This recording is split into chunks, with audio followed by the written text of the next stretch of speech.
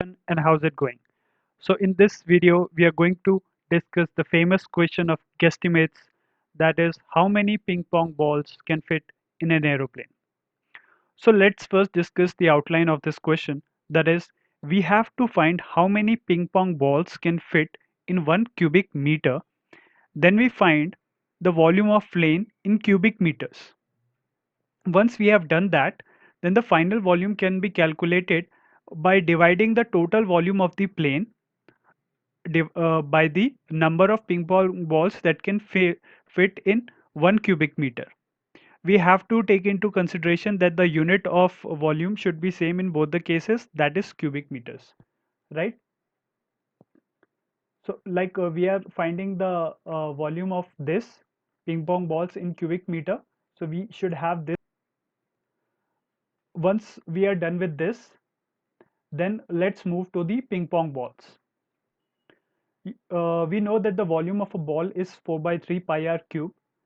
The radius of a ping pong ball is like it is a table tennis ball, so diameter is around 4 centimeter, or you can say the radius is around 2 centimeter. The volume of a one ping pong ball can be calculated like this and will be 33.5 centimeter per cube. And in meter cube, that we have to divide it by 10 raised to power minus 6, because 1 meter equals to 100 centimeter. And that is why when we talk about 1 meter cube, we have to take 100 power 3. That would become 10 to the power 6. So when we are converting centimeter cube into meter cube, we divide it by the 10 to the power minus 6 and we put the unit as meter cube. So volume of ping pong balls in 1 meter cube, this is important. So 1 meter cube is volume of empty space between the balls. We have to also consider, like when you will keep 2 3 balls closely with each other, then there will be a small space that is wasted. Then we can say that the small space that is wasted is around 20%. Let's consider that much. So 80% of the space is occupied by the balls. Now 1 meter cube is divided by volume of ping pong balls in 1 meter cube.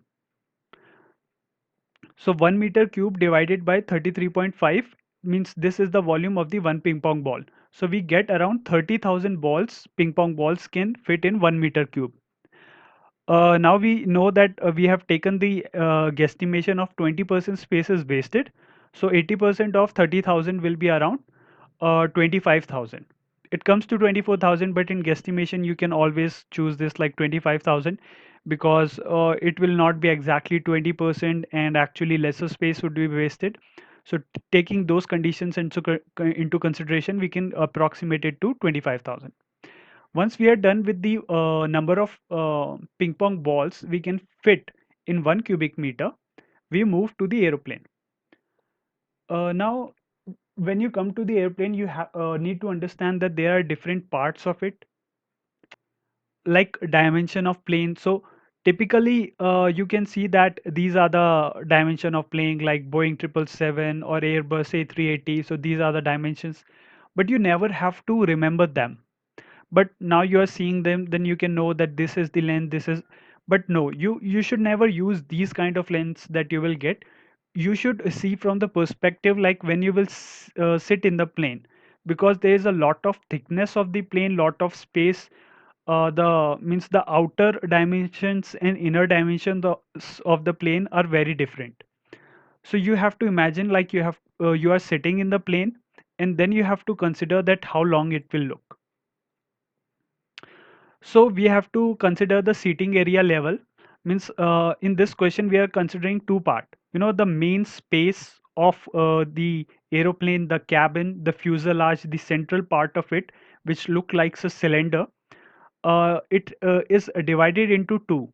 Like upper part is for seating area where all the passengers are seated, and below the passengers inside the plane we have all the machinery, right? So first we will calculate what is the the length of one seat, then the volume of one seat, then we'll calculate the number of rows in columns inside a plane. Then we will know the total number of seats that we can fit inside the plane. By that we will calculate the total volume of the plane from inside, the effective volume. Okay, so we can say for one seat, we have like our thighs length is 70 centimeter, extra room 15 centimeter is present when we sit in the plane. So you have to approximate with your experience. You don't have to remember anything. So we'll get around 0.85 meter. Okay. So the number of rows in the plane is around 33 to 34 rows will be present. So the total length will be around this much. So for one seat we have calculated total is around this much. So let's take 34. So length of one seat. So by that we can say that total length of the plane, the effective length from the inside will be around 30 meters. Okay. So the central part, the fuselage of the plane, we have calculated 30 meter of effective length from the inside of the plane. Now, we all have been seated inside the plane, or you have some idea like we see in the movies. So you can take a clear guess that how much will be the height of the plane. So I can tell you that the complete level is divided into two parts. Above it are the passengers and below it are the machinery. So above it we have around 2 meters and below it we have around 2 meters, right? So the total height or diameter of the central part of a plane is around 4 meters, right? Then you can look over here that the central part makes the shape of nearly a cylinder. So we can calculate the volume using the formula that we use for a cylinder, pi r square h, right? Pi r square is also the area of the circle. So multiplied by the height, you will get the volume of the cylinder, right? So we put in the numbers into this formula and we get that around 400 meter cube. That is the volume, right? At the same time, you need to understand that the seating area is not exactly half of it. You can say that 75%, that is above section on which people are seated, is 75%. So it is around 300 meter cube. And below the passengers we have all the cargo, like the bags of the passengers, all the luggage that they need, plus the machinery that the aeroplane requires, right? That will comprise of around 25%. So that will be 100 meter cube from this one, because this is the total volume. 75% is a good estimate, I believe, for the seating area, and this is for the below part. Now you can also see that in this we are considering that seats are not present. Otherwise, if we consider that seats are present, then we have to subtract the volume that is occupied by seats. In that case, we should know that what is the volume of a seat, right? So I can say for sitting area we are discussing here, that seats volume is around 1 by 10th of the total space of a seating area. Like you imagine just one seat and you consider that the amount of space that is occupied by just one passenger's seat is how much, and in that how much space is occupied by that particular seat, right? So I think 1 by 10th is a good estimation for that. Once we are done with that, we can say that the seating area is 300 meter cube. So 30 meter cube, that is the seating volume. So now if you want to calculate that, the effective volume that will be in the seating area will be total volume minus the seating seats area volume, right? That will be 300 minus this 30. So 270 meter cube. But if you want to add, like from the total space, if you want to subtract, then it would be 370 meter cube. Okay, so I will summarize these volume parts at the end once again. Now normally we never consider the volume of the engines, but for the sake of completeness, I'm mentioning here. So whenever you're talking to the interviewer, the more details that you will go into, because the important part is to mention all the details. Like when you're talking about an aeroplane, you can say that it has a central part, the fuselage, the cabin thing. Then we have the passengers area, we have the cargo and machinery area below the passengers, we have the engines. At the same time, we cannot fit anything in the wings because wings are, thick, they are not hollow from the inside, so you will fit no ping pong balls in there. But in engines also, like, in some questions they like to consider that it is an actual plane, so a pilot is going to fly, so we need all the cargo and machinery, we need all the engines, just the seating area is to be considered for the volume of the plane. But in some questions, like, you can consider that the volume of engine is also considered, right? So if you go with that, we have a good guesstimate here that the length of an engine is around 5 meters, the radius here is around 2 meters. You plug in these values into the formula and you get around 60 meter cube of volume of the engine. We have four engines for any kind of a big plane that we have, like Boeing 777, 747, or Airbus A380, or even numerous Indian planes are there. All those have four engines in total, though it can run on one engine also, but for the sake of redundancy, we have that.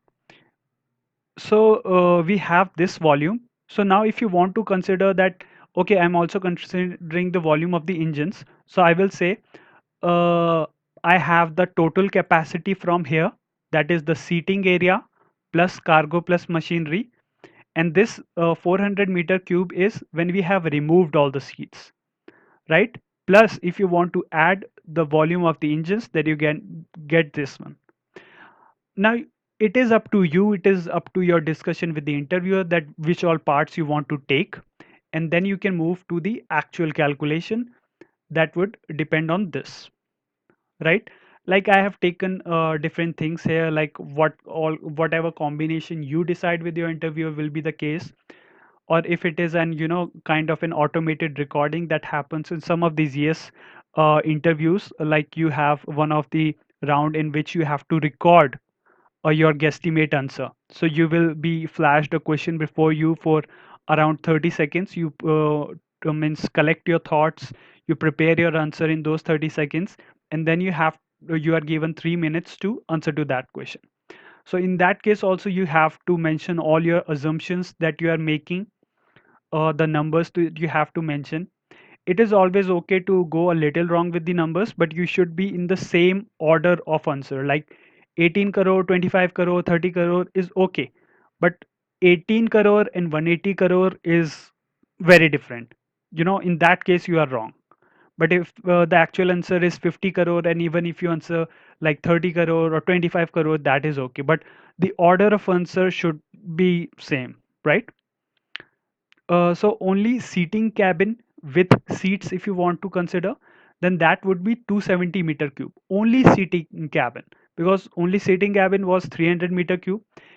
If you consider with seats, then you have to remove the volume that is occupied by the seats. That was 30 meter cube we discussed here, right? So you would be left with 270 meter cube. If you say that seats are removed, then you have 300 meter cube.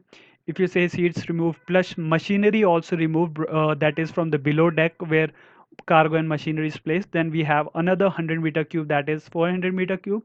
If you say, okay, I am removing the engines also, I'm just putting the ping pong balls all over the aeroplane and it is not supposed to even fly, then we have 750 meter cube. So the number of ping pong balls in this case will be, we have the total volume of the plane as 270. We can fit 25,000 ping pong balls in 1 meter cube. For 270 meter cube, we will have this multiplication, obviously, that will give us the answer of 7 million ping pong balls. If you take this number, then you have to multiply by 300 meter cube, you get 7.5 million. If you take this, then you will have 400 into 25,000, you get, uh, I think it should be 14. Wait, 25 fours are 100. This should actually be 10 million, right? And then we have this number, 75 into 25, this will round around 19 million. So you can look at these answers that it is quite possible that you are getting an answer of 5 million, 10 million, 25, 30 million even, right? But you should not get like 8 million to 80 million. Like 80 million, if you're getting an answer, then that's wrong. Also, now when you're looking this question, some points that I would like to generalize here are that the complexity that you mention, you should not straightforward tell okay that it's a plane, so I consider only the central part. So it has a volume of this much, and then one ping pong ball has a volume of this much, so total volume divided by the volume of a ping pong ball. That will not work. You have to mention the different complex part of the aeroplane. Like even if you don't want to go with the volume of the engines, you can say, okay, there are engines also, but I would like to ignore that part and move only with the main cabin. If you don't want to include the area that is occupied by the cargo and machinery, like you say that I'm not going to put the ping pong balls there, then you should clearly mention it during your assumption.